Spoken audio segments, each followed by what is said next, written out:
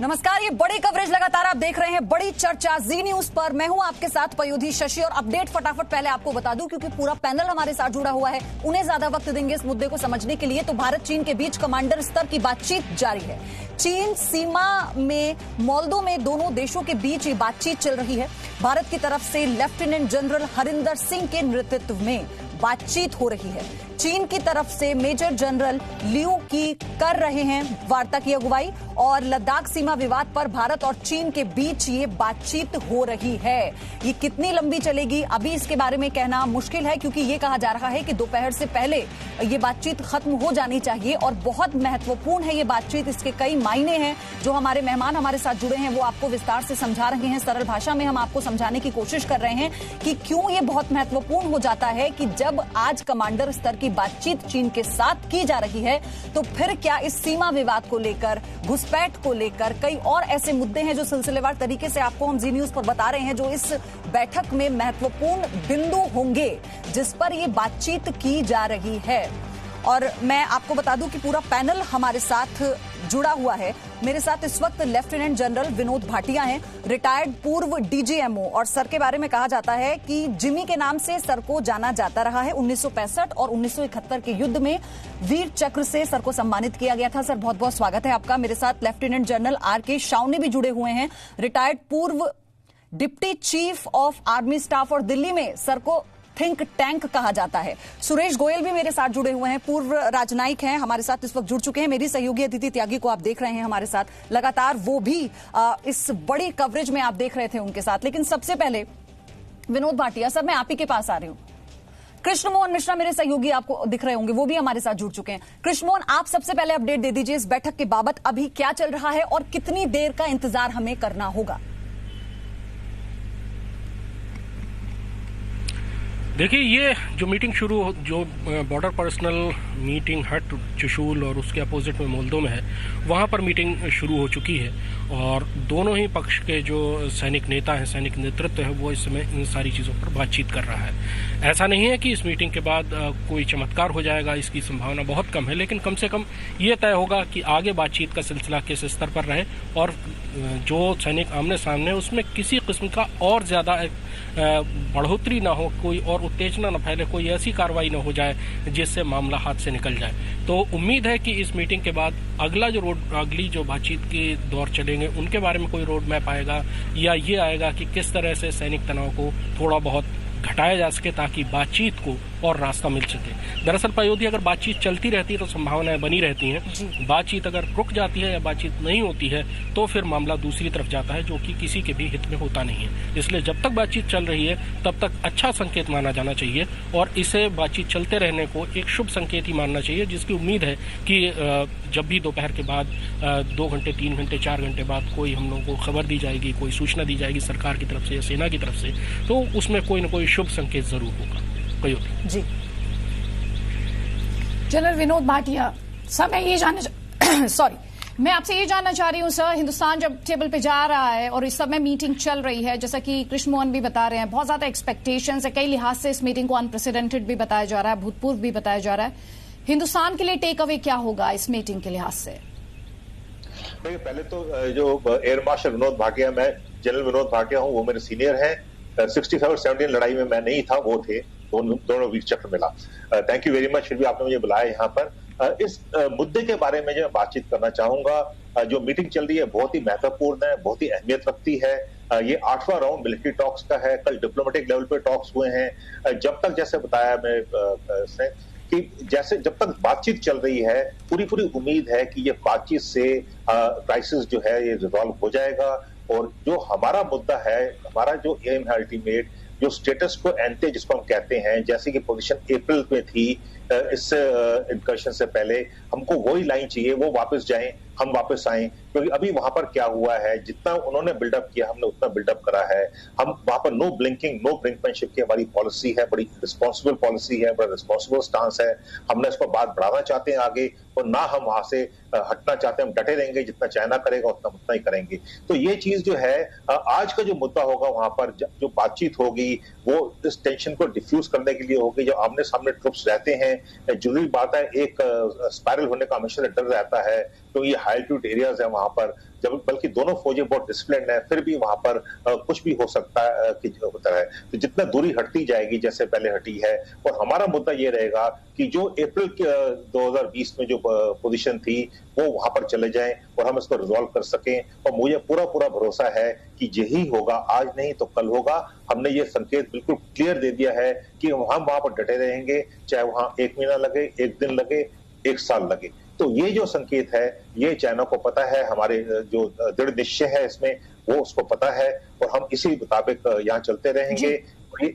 थोड़ा सा ये अलग भी है ये इनकर्शंस, क्योंकि ये पहली बार ही हुआ है हुआन मीटिंग के बाद, और पहली बार ऐसा हुआ है कि जहां पर साइमल्टेनियस फेस ऑफ हो रखे हैं। नहीं तो बच्चा फेस ऑफ अकेला होता था, देपसंग में 2013 में हुआ, चुमर में हुआ, डोकलम में हुआ, तो लेकिन ये साइमल्टेनियस हो रहा है, 3-4 जगह पे हुआ है।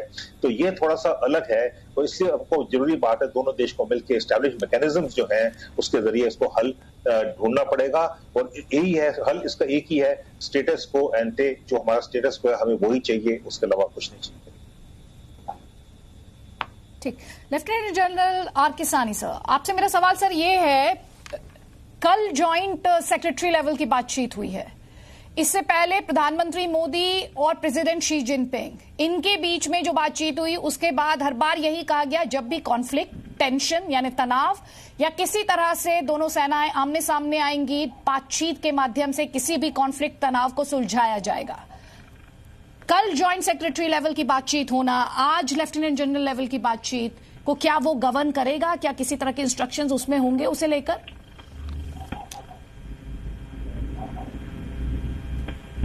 देखिए, सबसे पहले ये देखना चाहिए कि ये क्यों हुआ। तो ये नॉर्मल, जैसे कि जनरल भाटिया ने बड़े ठीक तरीके से आपको बताया है कि ये नॉर्मल प्रॉब्लम नहीं है। प्रॉब्लम यहाँ पर बड़ी देर से चलती आ रही है, पिछले 30 साल से, लगभग पिछले 50 साल से। पर दोनों साइड की अपनी अपनी बॉर्डर की परसेप्शन है, एलओसी की परसेप्शन है। हम दोनों अपनी अपनी परसेप्शन तक पेट्रोलिंग करते हैं।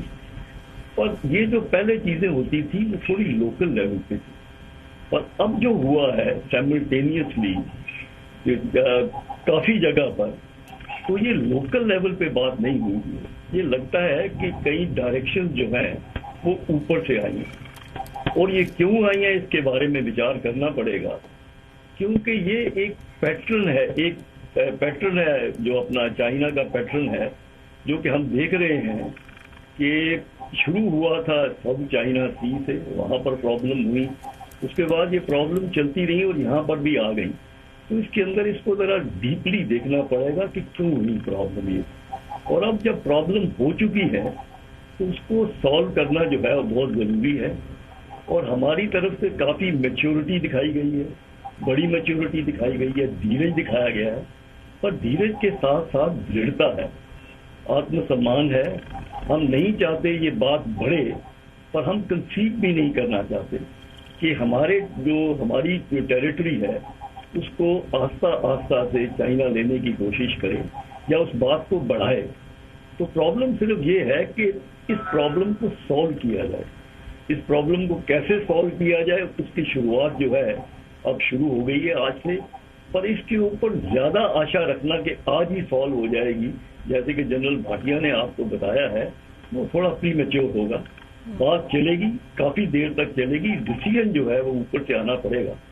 और मेरा ये ख्याल है, मेरा विचार है कि दोनों तरफ से सेनेटी प्रिवेल करेगी और इस प्रॉब्लम को सॉल्व कर देंगे, क्योंकि ये किसी के भी हक में नहीं है, खासकर कोविड-19 के बाद, कि इस बात को ज्यादा उछाला जाए। और इसका क्या नतीजा निकलेगा ये हम देखेंगे। और जैसे मैंने आपको बोला, ये टॉक सीरीज का पहला टॉक है at level of lieutenant general. इसके बाद जो यहाँ पर विचार विमर्श होगा वो ऊपर जाएगा, और मैं सोचता हूँ कि जल्दी प्रॉब्लम सॉल्व होनी चाहिए, पर इसके बारे में कोई गारंटी नहीं है।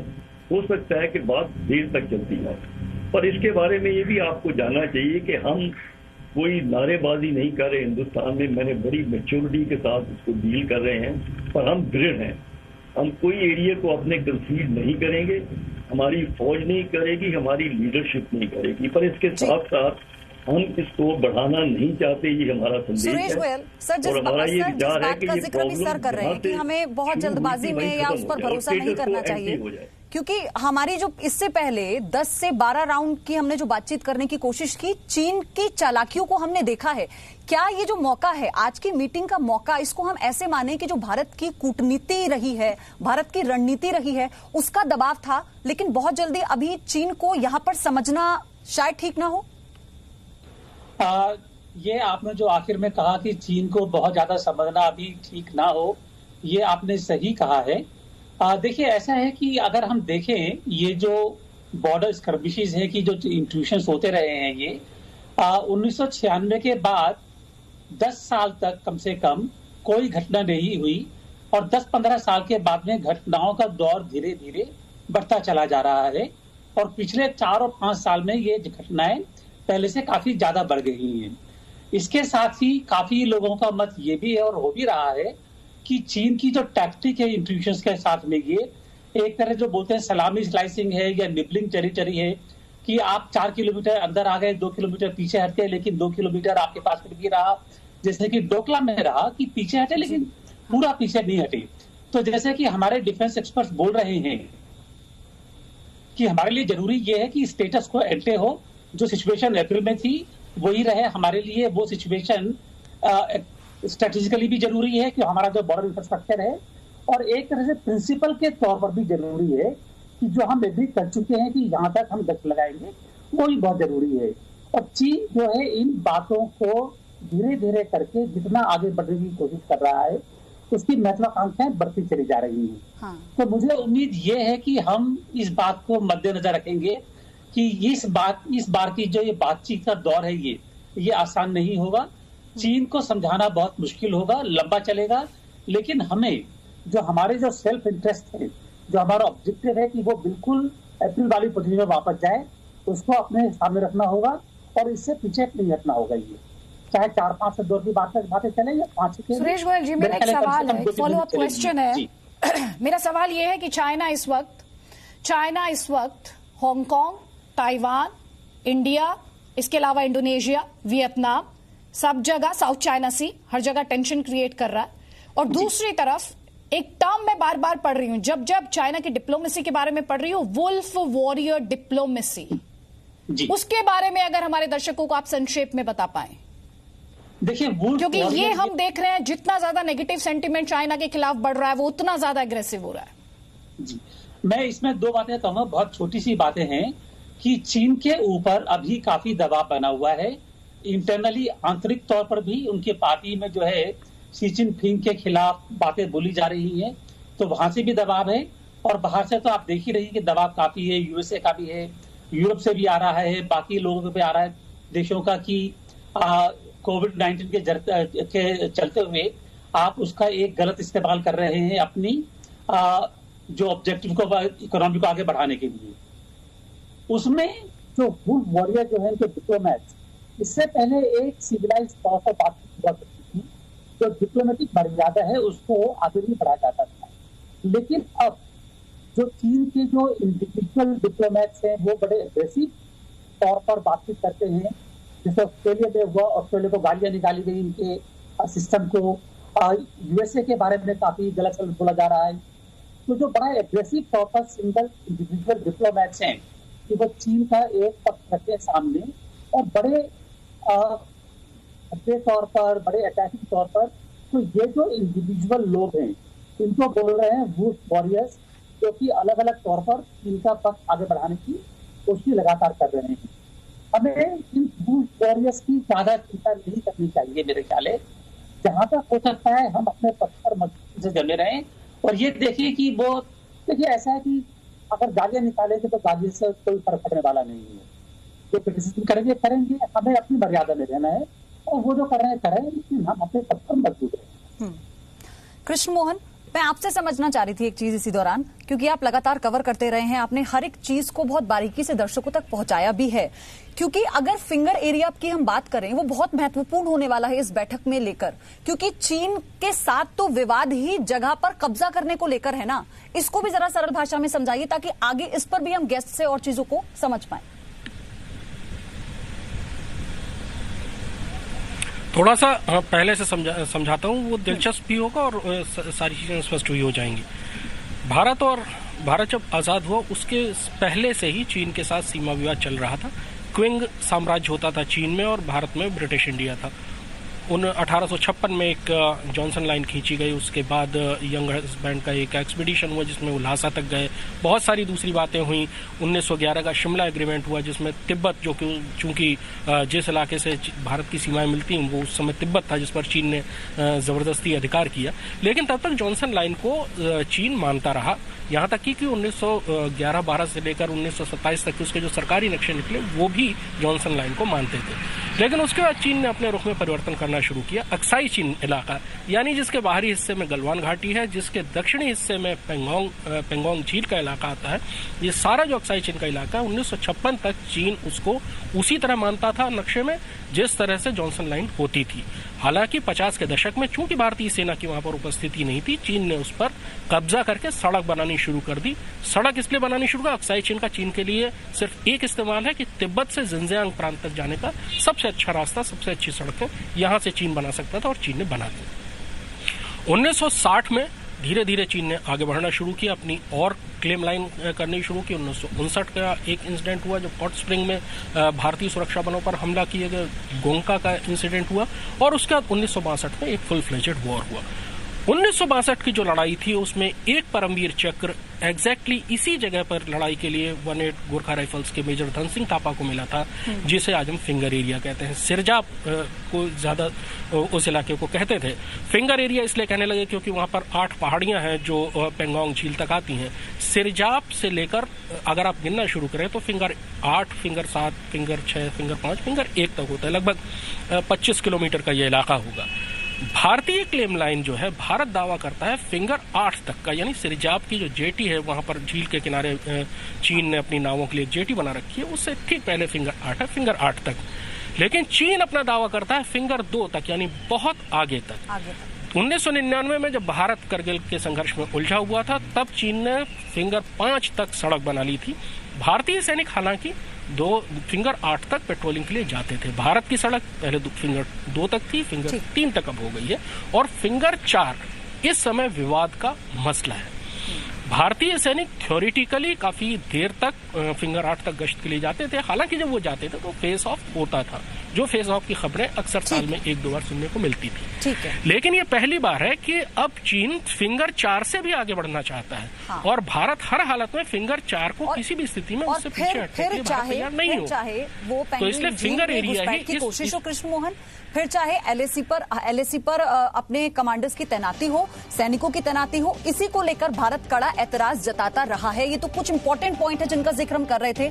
इसी से ब्रेक के बाद हम इसी पर आगे चर्चा करेंगे। अदिति गेस्ट से जानेंगे कि आखिर अब और आगे की रणनीति इन पर क्या हो सकती है। ब्रेक ले रहे हैं छोटा सा, हम फौरन लौटेंगे।